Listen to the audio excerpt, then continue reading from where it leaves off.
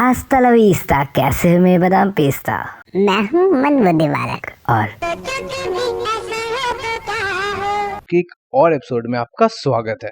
Newton's third law तो आप सबको पता हो गई कि एवरी एक्शन हैज इक्वल और अपोजिट रिएक्शन, और कुछ ऐसा ही हमें 2 सितंबर को देखने को मिला।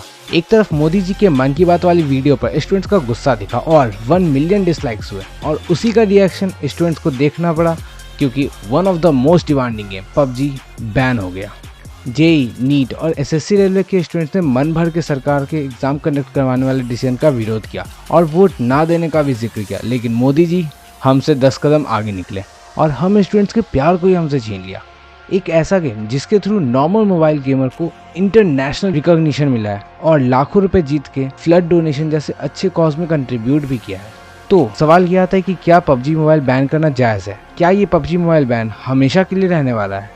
इतने पसंदीदा गेम के बैन होने से गेमिंग कम्युनिटी पर क्या इफेक्ट होगा, और क्या होता अगर पबजी कभी बैन नहीं हुआ होता?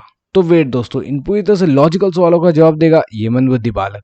5-6 दिन पहले ही एक न्यूज़ आई थी कि गवर्नमेंट स्टूडेंट्स को ऑनलाइन गेम में जॉब अपॉर्चुनिटी निकाल सकती है, और कल अचानक से उड़ते उड़ते एएनआई से खबर आई कि पबजी मोबाइल हुआ बैन। और एकदम इन्होंने वक्त बदल दिया, जज्बात बदल दिए, जिंदगी बदल दी।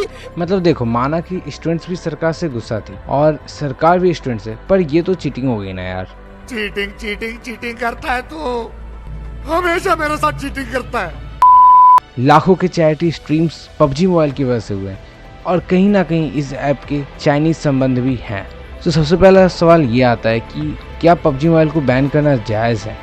तो इसका जवाब यही है कि अभी बॉर्डर टेंशन की वजह से ये सारे एक्शन लिए जा रहे हैं, और जितने भी चाइनीज़ ऐप्स हैं उन्हें बैन किया जा रहा है, और किसी भी देशवासी के लिए देश सबसे पहले आता है। लेकिन पबजी चाइनीज़ नहीं, कोरियन गेम है, और पबजी की पैरेंट कंपनी ब्लू होल की टेंसेंट ने सिर्फ 10% स्टैक खरीदा है, विच मीन्स ये ऐप कहीं से भी चाइनीज़ नहीं है।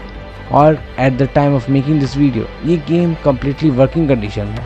ऐसा भी हो सकता है कि टिकटॉक की तरह इस बैन का इफेक्ट थोड़ा लेट दिखे। तो अब जानते हैं कि ये गेम आखिर कब तक बैन रहने वाला है। तो एक लीक निकल कर आई है सुनील गेमर नाम के एक यूट्यूबर की तरफ से कि पबजी मोबाइल के ऑफिशियल डिस्कॉर्ड अकाउंट से मैसेज है कि इन केस अगर पबजी मोबाइल बैन होता है तो भी 7-8 दिनों के अंदर वो अपने सारे रिलेशन टेंसेंट के साथ ख़त्म कर देंगे और वापस आ जाएंगे। मुझे तो ये बात बिल्कुल बेतुकी लग रही, क्योंकि अगर पबजी अपने रिलेशन टेंसेंट के साथ खत्म करेगी तो पबजी मोबाइल का चाइनीज़ गेमिंग मार्केट भी उसके हाथ से निकल जाएगा, जिसके लिए स्पेशली 2017 में ब्लू होल ने चाइनीज़ कंपनी टेंसेंट के साथ टाई अप किया था, और चाइनीज़ पॉपुलेशन भी हमसे ज़्यादा है। पबजी मोबाइल की 24% यूज़र चाइनीज़ हैं, वहीं भारत में यह सिर्फ 19% है। सो एक कंपनी कम यूज़र बेस वाले मार्केट के फेवर में क्यों रहेगी? वैसे जो हुआ बहुत बुरा हुआ, बट ये जिंदगी है, नथिंग स्टेज फॉरएवर, और परिवर्तन ही संसार का नियम है। आखिरकार बात करते हैं कि इस बैन के बाद गेमिंग कम्युनिटी किस तरह अफेक्टेड होगी। एक वक्त पे 90s के गेमर्स के दिलों में जगह बना चुके कॉन्ट्रा, मारियो, और 2010 के वक्त में GTA सैन अंड्रियास जैसे गेम जब हमारी ज़िंदगी से निकल सकते हैं, तो ये तो सिर्फ कुछ साल पुराना आया हुआ गेम है। आजकल ऐसे भी कहीं ना कहीं इस गेमिंग कम्युनिटी में टॉक्सिसिटी थोड़ी ज़्यादा हो गई है। अगर आप थोड़ा एक्टिव होंगे तो आपको आइडिया होगा कि PC गेमर्स कहते हैं कि मोबाइल में गेमिंग नहीं होती, सिर्फ मजाक होता है, और मोबाइल में गेमिंग करने वाले भी अपने आप को गेमर ही कहते हैं। तो ये ज़रूर से अब खत्म हो जाएगी। अल्टीमेट फ़ायदा हमारे मम्मी पापा को होगा। क्यों? क्योंकि दिन भर पबजी मोबाइल खेलने वाले बच्चे अब थोड़ा देर के लिए सही लेकिन फ़ोन से अलग तो होंगे। बाकी पबजी मोबाइल नहीं तो कॉल ऑफ ड्यूटी ही सही या फ्री फायर ही सही, फ़ोन में गेम खेलना कभी ख़त्म नहीं होने वाला।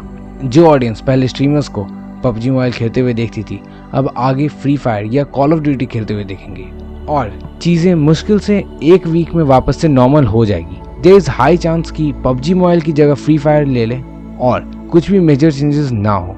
वैसे भी इंडिया में मोस्ट सब्सक्राइब्ड गेमिंग चैनल भी एक फ्री फायर स्ट्रीमर का ही है। लेकिन हाँ, अगर पबजी मोबाइल बैन नहीं हुआ होता तो गवर्नमेंट के लिए बेहतर था, क्योंकि अब एक बड़ा नुकसान गवर्नमेंट के लिए ये होगा कि जो यूथ पहले इस गेम में अपने आप को एंगेज रखा करते थे, कहीं ऐसा ना हो जाए कि वो जॉब अपॉर्चुनिटी के लिए सरकार से ही सवाल करने लगे। अगर पबजी मोबाइल बैन ना हुआ होता तो वो एक ऐसा मीडियम था जो यूथ के एनर्जी को चैनलाइज करता था, और नो डाउट कुछ ही हफ्तों में पबजी मोबाइल की जगह हमारे फेवरेट गेम्स की लिस्ट में कोई और गेम शामिल होगा, क्योंकि गेम हमारे लिए है, हम गेम के लिए नहीं। आपका क्या कहना है, पबजी मोबाइल वापस आ सकता है या नहीं? और अगर पबजी मोबाइल वापस नहीं आया तो आप कौन सा गेम खेलेंगे? कमेंट में लिख कर जरूर बताना। वैसे कभी सोचा है जिस सस्ते प्लान से हम इतने अच्छे इंटरनेट और ऑनलाइन गेमिंग का फायदा उठा पाते हैं, अगर ये चार्जेस ही महंगे हो गए तो क्या होगा। लेकिन ये हम किसी और वीडियो में सोचेंगे। तब तक के लिए सोचो कभी ऐसा हो तो क्या हो कि एक और वीडियो में हम फिर से मिलेंगे। तुम लोग कहीं मत जाना, क्योंकि जाना वापस तो यहीं पे आना। और हाँ, मैं तो चला, सब्सक्राइब कर देना, ठीक है। बाय।